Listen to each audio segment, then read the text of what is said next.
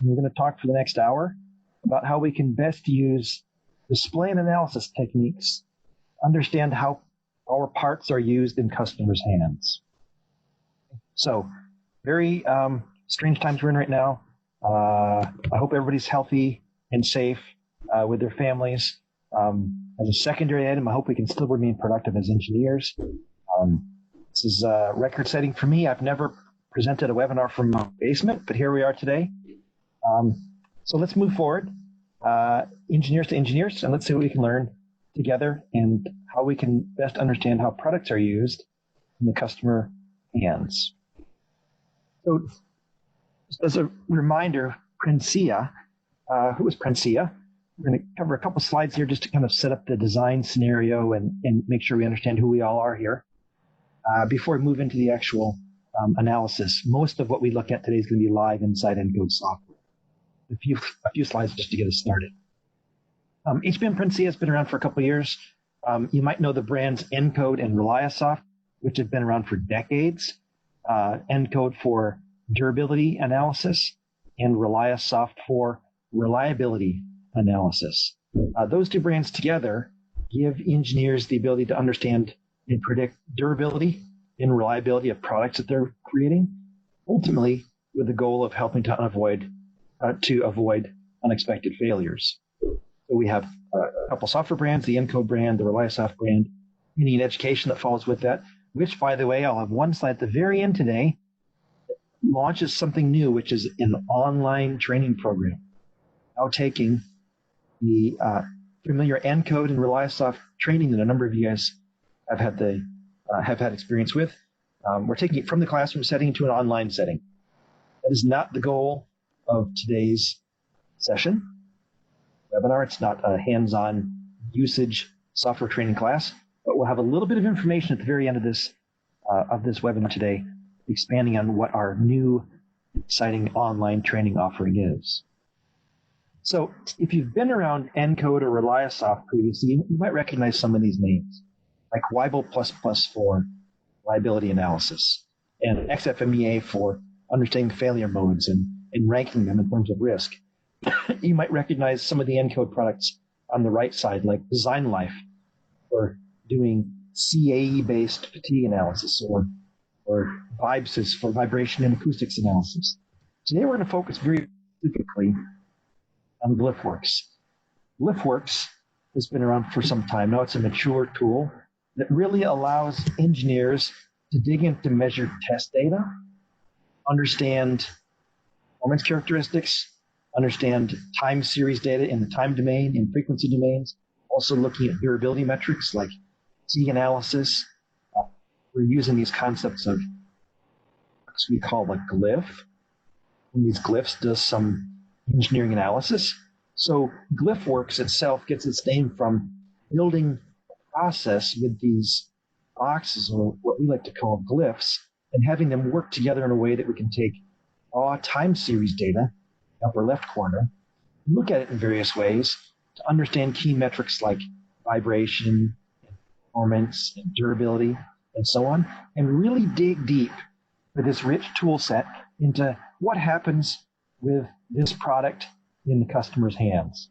And how do we set design specs? Or how do we assess whether we're meeting design criteria or not? How do we make analytical predictions of our product's behavior based on customer usage? So to do that, let me introduce our story today. This is what I wish I was doing. I wish I was out riding a really sweet bike like this.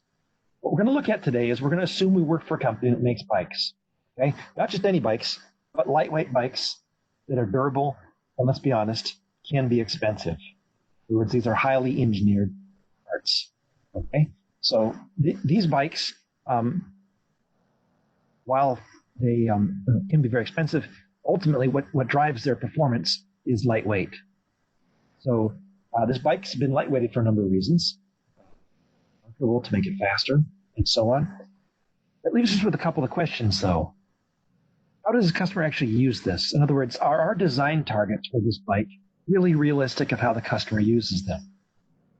And even more importantly than that, the ultimate question is, will it last? if someone spends a lot of money on this bike, they're going to expect it to be high performance, and also it needs to last a while. Maybe not forever, but there's a manageable life that the customer rider will expect of this product. So ultimately today, we're going to see how we can take information, measured time series data from this bicycle in its usage environment. How do we take it out of that usage environment and analyze it various ways to help understand, will it last? Or how was it used? Does it meet metrics? Does it not? Is it fast enough? Is it durable enough? And so on. Now, a little bit more detail about the test article itself, this bike. This, like everything these days, has a number of different transducers or measurement devices on it that will allow us to understand customer usage. So 20 years ago, it might have been that we'd instrument a vehicle with a few, say a handful or maybe a dozen or maybe a few dozen channels of data, external transducers. These days, with the rise of the industrial Internet of Things, channel count has just absolutely massively ballooned, to the extent that very easily we can, in this case, measure 17 channels of useful customer service data, loading data in the on the road very easily. In our case here, what we're measuring is a triaxial accelerometer, also some gyro data, GPS, so we know where we were in the world, also additional things like how fast we're going, and from GPS we can calculate road grade and that kind of stuff. Down in the lower left, cadence and power. This particular bike, we have an instrumented crank set, so we can look at the rate of rotation of the crank, which is important, and also a really cool metric on instrumented crank set like this is we can look at instantaneous power at time. So that might be a key metric that we use to understand essentially what's the rider's input into this bike. We've also got a couple video cameras on this bike.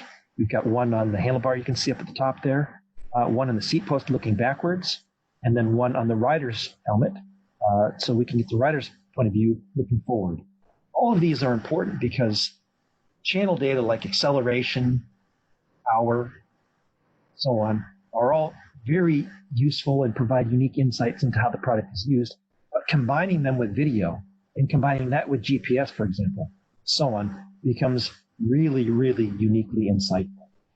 Now, the picture on the right here with the seat, I've got that included for two reasons. One, to show the location of the video camera facing backwards. And also, you can't see it in this picture, but we've got a strain gauge mounted on the rail of the seat. And one key concern here is if the seat is super light, will it last long enough? We've got a strain gauge mounted on a key structural element here, a key structural part. And the question will be, how resistant is that structural element then to resisting breakage over time, resisting a durability failure? So acceleration, GPS, power, video, and strain all will come into play in our analysis in just a minute.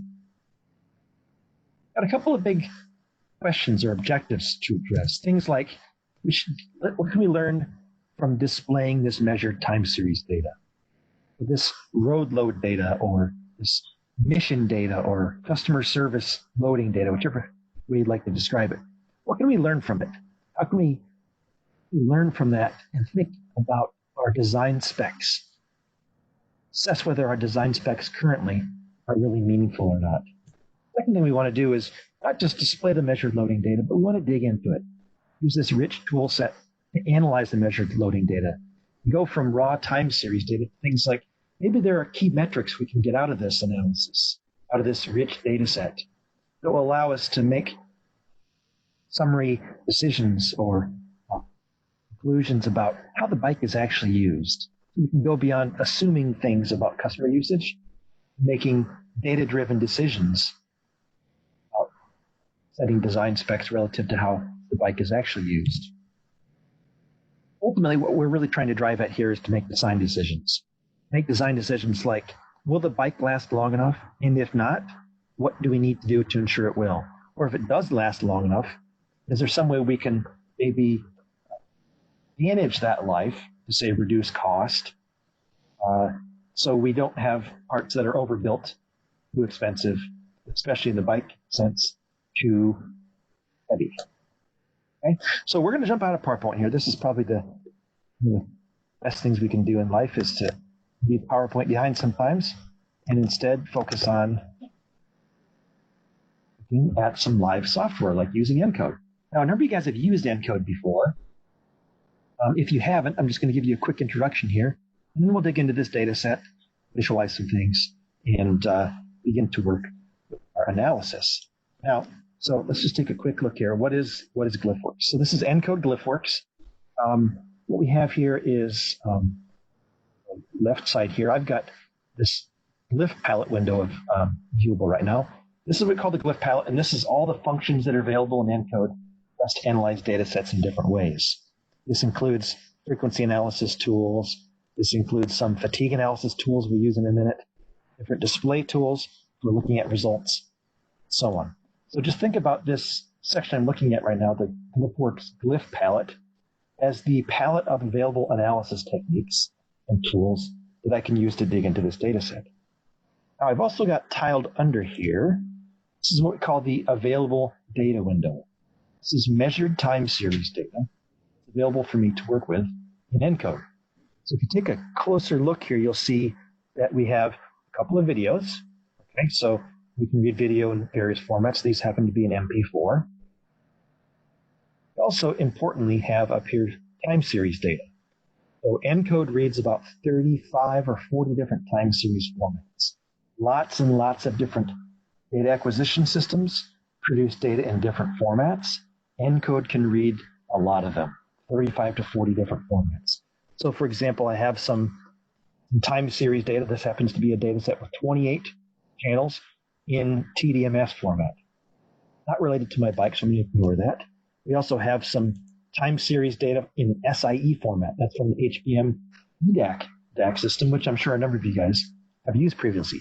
That is not related, just based by name alone. Drag race, of course, has nothing to do with biking, so that alone. What we're really after here, out of all this data that sits in this folder ready for me to process, what we're really after here is this guy, Highway 151 descent.s3t. Now, this is the dozen and a half-ish channels of time series data talked about just a minute ago. So someone's gone out and ridden the bike, used a portable, lightweight data acquisition box like HBM produces to record this data in the time domain. And here it is now. Take a quick look. I'm going to drag this into this time series input glyph, display here. Now, if I like, I can see in a bigger way what's this time series data we've actually collected. Look closely at this. We're looking at the first 5 channels out of this full data set. Okay, so we'll look at other channels in just a minute. You can see in the time domain we're at about 480 seconds, so that's about 8 minutes or so. It's worth the time series data we have measured here. Latitude, longitude, altitude, speed, so this is directly from GPS. Down here, we're getting into accelerometer channels, so longitude, lateral, and vertical acceleration. I can look at one of these if I skip ahead this way. These little blue arrows allow me to cruise through 3 different channels. So here's lateral acceleration, vertical acceleration. There's also a gyro unit on this particular bike, so we can get rates of motion, roll rate, pitch rate, and power rate. Those. Here is the seat rail strain. We mentioned that we had a lightweight seat on this bike, and one question was, is it too light? Or is it light yet durable enough to meet life cycle expectations? So here's the measured strain. We'll see that sometimes the strain is quite low. The strain is quite high. We can zoom in and take closer looks like this. So, this very quickly, we can start to get a feel for the data set we're working with and the various channels that we have at our disposal. Some more GPS data. Excuse me. And also that cadence and power we talked about. You can see the rider was capable of producing about 500 watts of power instantaneously, which is pretty impressive. But you can see they also spent a good amount of time posting, which is not a surprise because if you look at the altitude channel, see actually, and based on speed as well, you can see these people are really moving along pretty quickly.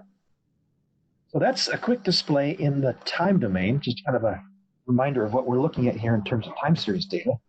We'll look next at how we tie that in with GPS and video. Go ahead and look here just 1 second.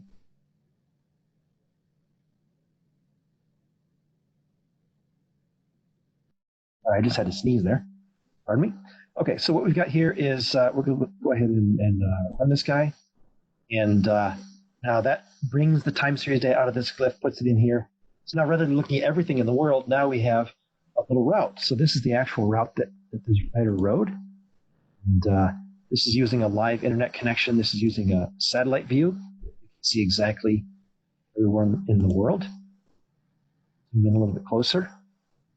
A little bit better. Now I've got video over here. This is the handlebar, helmet, and camera. These are all time sync. All share the same time sync, which is cool. You have data that doesn't share that same time sync. That encodes some really nice rules for syncing this together.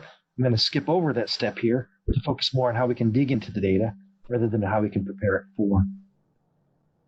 The neat thing here is that I can now watch video here. As video presses, you can see that this little arrow comes along here, and I look and see exactly where was this rider riding. In fact, I'm going to add one more thing to this. I'm going to add another display glyph to this. You'll see we'll be able to do some cursor tracking as well. Adding this glyph called XY display into the original time series. This way. Now let's look at one channel. Let's look at altitude. Let's look at speed. Okay. So the neat thing here now is if I scroll through the video, I can back and forth, or I can let the video play. Now not only do I have where route-wise was I, but also you can see in the time domain I've got this cursor moving along. I can see exactly what was the speed, for example. I can even go one step further here, and I can color this route based on any channel data that I've got. So rather than showing in red, where did I go? Instead now I'm going to add one thing to this map. Open up the properties of this glyph. You'll find that every glyph has settings, or what we call properties. So now I'm accessing the guts of this GPS display glyph. And in it, I'm going to change this to say, please color the route based on one of these channels. So these are all the time series data channels available. Or for example, I could say I want to color this route based on speed. Now, this is the same route as before, information as before, but now you can see that as speed changes here, that's what's colored this route as well. We're starting to learn things like not only what was the maximum speed. Well, it says here that the maximum speed was 40.6 miles per hour. Not just that, but where was that? What was the rider? Where was the rider when that peak speed occurred? And furthermore, through video, we can start to look at things like what was the rider doing? Were they going on a bumpy road? Was the road smooth? Maybe they were stopped off-road for some reason. Were they following the prescribed test procedure or not? There's a lot of information we can learn by digging into these three things together. Share their time sync. So we've got video, we've got GPS, we've got time series data all synced together. I want to add one more thing to this, and that is to answer this question of what are some key statistics or key metrics we can pull out of this analysis. So to do this, I'm going to go grab this guy off to the side for just a minute to keep things clean looking. I'm going to grab this glyph here called a stats table. Now, if you've used ENCODE before, you'll recognize that this is just a metadata display glyph that I've already configured. So metadata display says show me key information about time series data I'm working with. I just happened to create a specialized version of the metadata display glyph called stats table because it's just easy for me to go off and use this very rapidly. Just plop this glyph in anywhere I need a statistical stat summary of the data that I'm working with. So for example, I can see here now, we've got one row for every channel. Maximum longitudinal acceleration was 4.5 Gs. Maximum vertical was 9.4 Gs. Maximum speed was 40.6. We saw that from the display earlier. seen some of this information. But now, whether we're working with 1, 10, or 100, or even 1,000 channels of data, now we've got 1, 10, or 100, or 1,000 rows in this table, providing us with information about the statistical aspects of the time series data we've collected. For example, it may be the design engineers that are working on that structural element in the seat. They may want to know immediately, hey, what was the peak strain? What was the highest strain level recorded on this ride? Because they may be looking to see how close are they to yield, or where are they relative to some fatigue strength. So very rapidly, I can copy this data out into an Excel spreadsheet, because in the end, one of the first requests after data acquisition like this is the design team typically asks, hey, can you give me a quick statistical summary in Excel that summarizes what you've found so far? Average speed, peak power,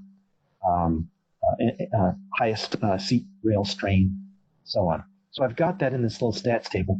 I'm essentially starting to dig more into this data and getting some actionable metrics out of this time series data. Now, if you look closely, this little report says the peak power was about 500 watts. Min was 0, so no surprise. At some point, the rider is coasting, and at some point, they're really cranking on the pedals, quantifiably at about almost 500 watts. So what we want to do now is let's dig in and see when was the power, how often was the power level above some threshold. So maybe we're looking at some performance metric, like maybe we say 400 watts is really critical of a threshold for like really, really high rider effort. That'd be 400 watts or higher. So where does this power, how many times do we go above, say, 400 watts? To do that, I'm going to add another glyph here. That's table up to the side just to keep things. I'm going to add a glyph called the time series calculator. This, connect it in. You'll notice I'm going to use the same time series data over and over in a variety of ways here. Connect more and more glyphs into this process as we move along. What I've got here is this time series calculator glyph. Allows me to do all sorts of neat math. Look at its properties. Set this glyph up now. What the time series calculator allows me to do is really two things. One is calculate a new function of time. For example, maybe I wanted to find the difference between two temperature channels. Or maybe I wanted to calculate power based on torque and speed. Power being torque times speed, followed by some constant.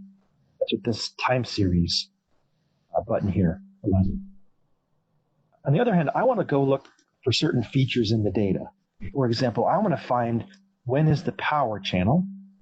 Get this off the list. Power. When is that greater than 400 watts? Channel 25 is power in watts. We've seen that varying over time. We displayed earlier.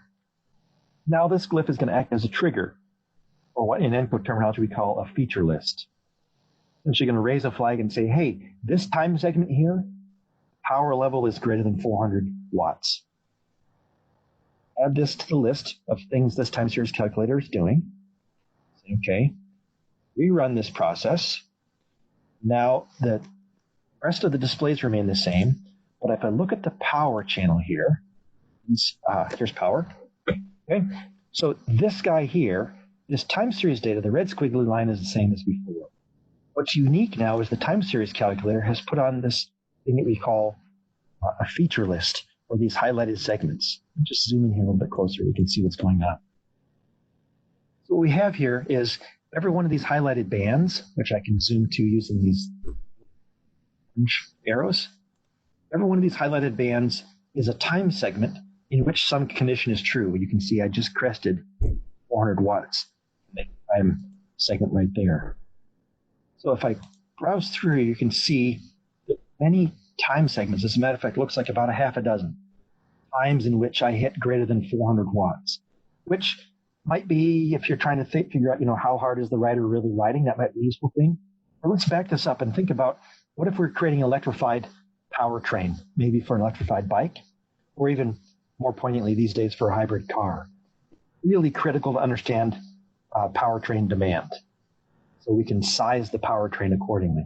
I'm not saying we're going to turn this into a hybrid bike necessarily. There are electrified bikes these days, any electrified vehicle these days, one great question that we have to ask is how do we size the powertrain accordingly? And looking at peak power, and not just peak power, but also how often we hit certain power levels can be really useful in terms of making these design requirements. I can go one step past this. I'm going to take these two glyphs and them off to the side here. We're going to do one further step on this analysis. We're going to do what's called a time at level, or amplitude distribution analysis. So I'm sure a number of you guys have heard of this technique. I'll describe how it works as we put this together. Get a couple of glyphs for display purposes here. Let's just glyph and display glyph like this. You'll see pretty much I build up all these analyses by essentially just adding more analysis glyphs and then tacking a display glyph on the end for the answers. Now this particular glyph is called amplitude distribution. If I look in its properties, we've got a number of things we can control. Most notably, what result do we want to look at? I'm going to select this one here called percent time at level. What that means is we're going to take the time series data and then process it into bins. So I'm going to use 50 bins here. In other words, how much time, what percent of the total runtime do we spend in one of these 50 bins of magnitude? In my case, power. We run this process. We've got all the analysis we've done before, plus some more stuff. Now this plot here, skip back, it's actually done the time at level analysis on all the channels. But most particularly, I want to look at power. What this is looking at here, a bit more closely like this is showing what percent of time is spent at different power levels. Yeah, sure, we did max out at a power of about, I think it was 198 watts. Didn't spend much time there, though, did we? Whereas we can see, actually, the vast majority of time was spent at very low power, which is no surprise because this particular rider was actually descending, as we saw from the GPS data. So no surprise that the powertrain demand, so to speak, rider demand in this case, was actually quite low. They spent some reasonable distribution of time at moderate or higher power levels, but certainly not a lot. Not a lot of time spent at very high power levels. All of this would be super useful in terms of speccing out an electrified powertrain, or if this was on a car, looking at things like a cooling unit. That would have to be based on power output, and not just peak power, but time at level of power output. Okay. So hopefully now we've seen probably 3 ways we're digging into this data: displaying, linking time series, video, and GPS, looking at statistical summary, and now looking at time at level. We're going to take this in a further step now. We've been talking about power a lot. What we haven't looked at yet is vibration characteristics. And remember, in our time series data, we had several channels that told us about how much vibration this bike experienced, which might be important if we have electronics on board that need to be vibration resistant, or if we care about rider comfort, where lots of vibration transmitted up in the rider will make for a miserable experience, and no one will want to use this bike. Good. So what we're going to do now is we're going to introduce the concept of the frequency spectrum. We're going to use this glyph here called frequency spectrum to do our analysis next. Now, it doesn't make sense to calculate frequency spectra to look at vibration characteristics for most of these channels. For example, I don't care about the rate at which latitude, longitude, and speed are changing. But the frequency domain means a lot to these acceleration channels. So I'm going to introduce a new glyph, and that is called the test splitter. Use encode before. You probably use this glyph because it's super, super helpful. It's not like a whiz-bang, super cool analysis glyph, but it's awesome in terms of bookkeeping. What the test splitter glyph allows me to do is to set up a condition inside here that will split this data set. Instead of taking all channels out of this data set, this glyph will accept all channels coming in, but will split them according to some criteria. So for example, if you look in the properties here, I could say I want to take channels 11, 12, and 13 off this list, 11, 12, and 13, and only those will come up this top pad. All the rest will be available on the bottom pad if I so desire. Okay. Let's grab this. Now I'm going to take those acceleration channels, 11, 12, and 13, and plug them in this frequency spectrum glyph. And then further, the data in the frequency domain.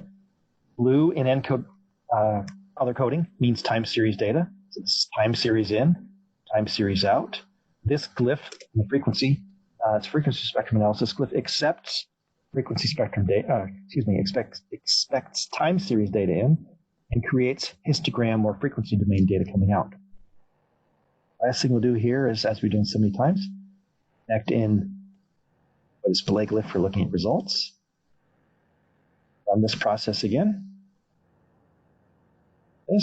So same analysis going on before, it's just that now we further refined our process to include frequency analysis, but only on 3 acceleration channels. So now we have, this is what we call PSDs, or the power spectral densities, calculated according to the FFT, or fast Fourier transform algorithm. See here now the data's moved out of the time domain, the frequency domain.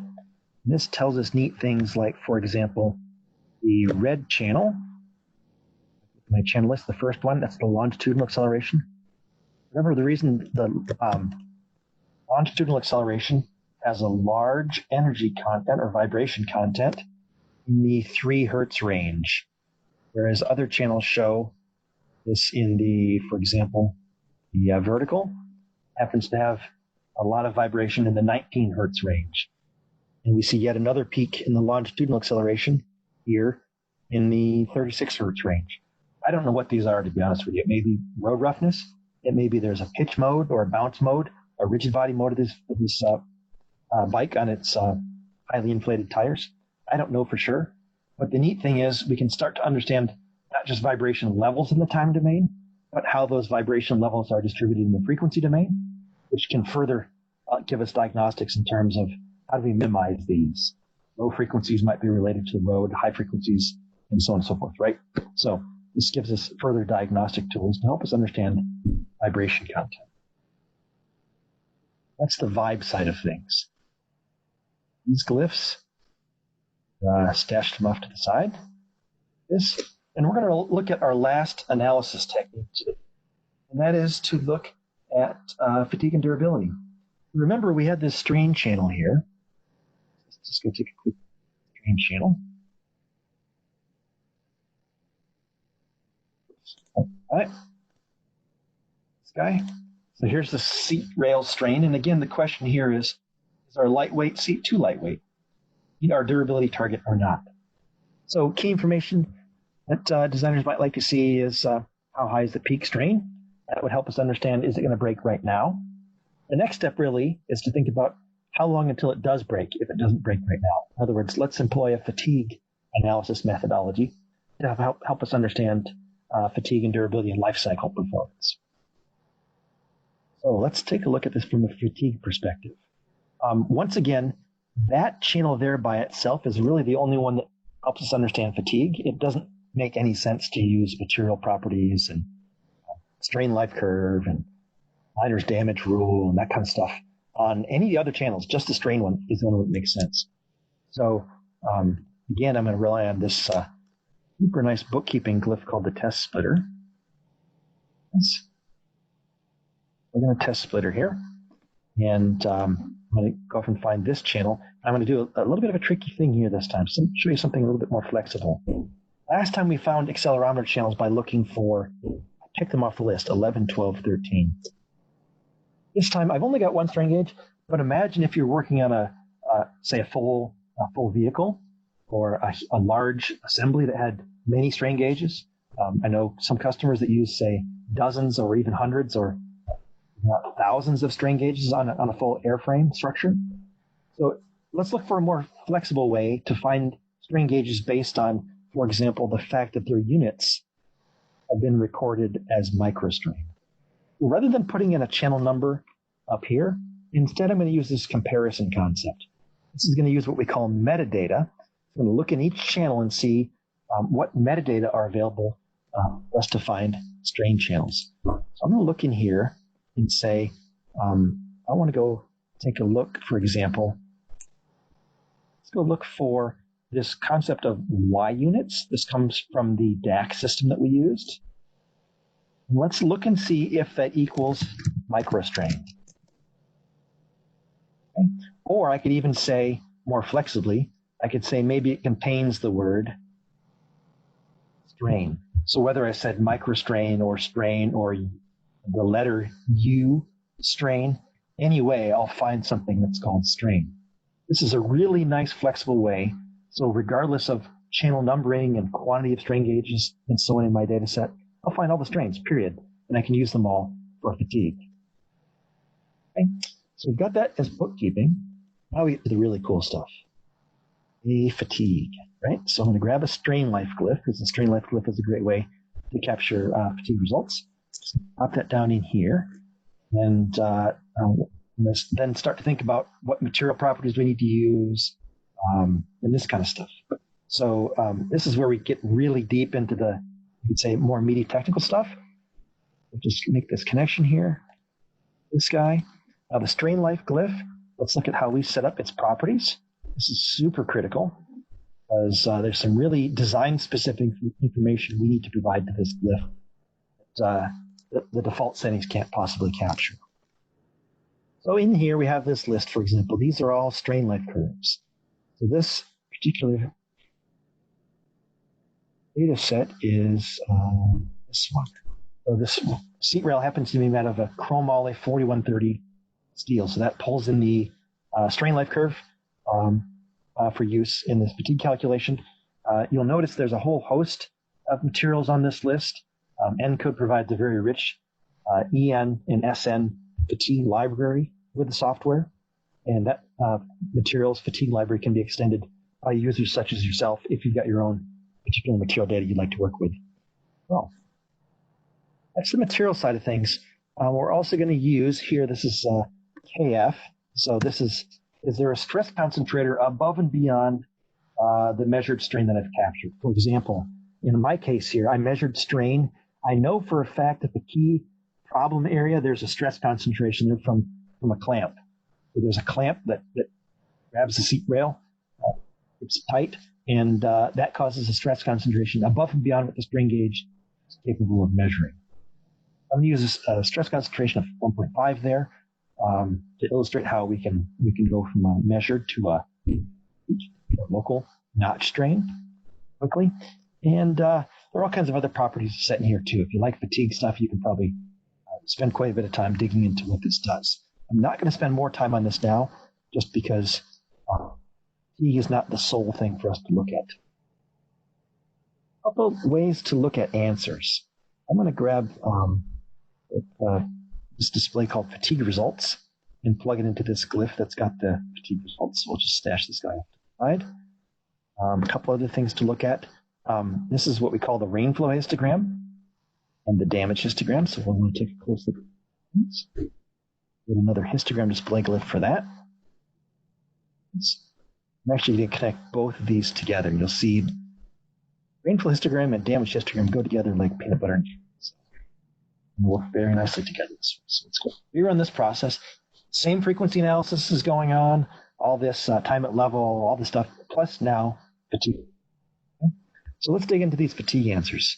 So this little table here says we analyzed one strain history. In other words, this guy here found one channel that met this condition of having Y units that contained the word strain.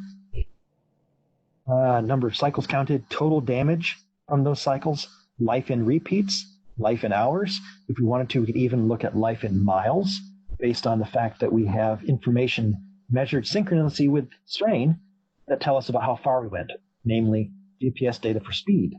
We can easily look at life in repeats of the time series. That's this. It's about 12,900 repeats to failure. We can look at life in hours because the time series data is in the time domain, about 1,700 hours. And we could even, with a couple of additional glyphs, calculate the total distance we traveled and the fatigue life in miles, depending on what metric we want to provide back to our design team. The fatigue life has been specified. Now that's cool because that tells us how long the part will last. And maybe we look at this and we say, oh, 1,700 hours? That seems a little short. Or maybe that meets our design target. Who knows? But we can use this information to help guide the durability aspect of the design seat. We can dig into that data further by looking at this display. Just remember, the top one was the damage histogram. The bottom one is the rainfall histogram. Look at those. So these two displays here, let's start with the bottom one here, explain what they are. The bottom one is the rainflow cycle count. This is how many cycles in the vertical axis were counted as a function of how big their strain range was and what their mean strain was. Okay? So how many cycles and how big were they? The vast majority of the cycles were very small. That's very fortunate for us. Some moderately sized cycles happen more frequently. And out here, we had 1 or 2 or 3 quite large cycles. They didn't happen very often, but they were big. Okay, so you can kind of think about this as this is the input into the fatigue calculation. How many cycles of what size? Now, we predicted fatigue life. We saw that was 1,700 hours or something like that. The question now is what really drives that? Top plot helps us. The top plot has the same basis to it, but the vertical axis now is fatigue damage.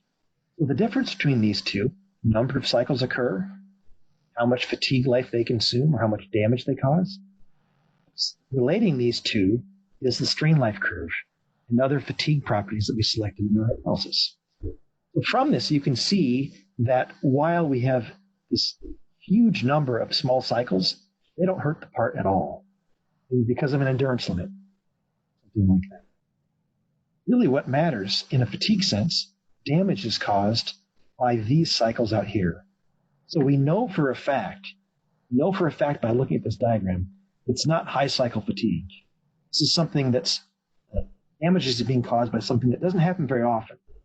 But when it does, it's really important. It's kind of like thinking about my budget. It's not buying small items that hurts. It's not going up for lunch. Maybe dinner hurts a little bit, but it's something out here, much larger expenditures that don't happen very often, like maybe car payments, or maybe, in my personal money analogy, maybe my mortgage payment. That's what really takes up budget, so to speak.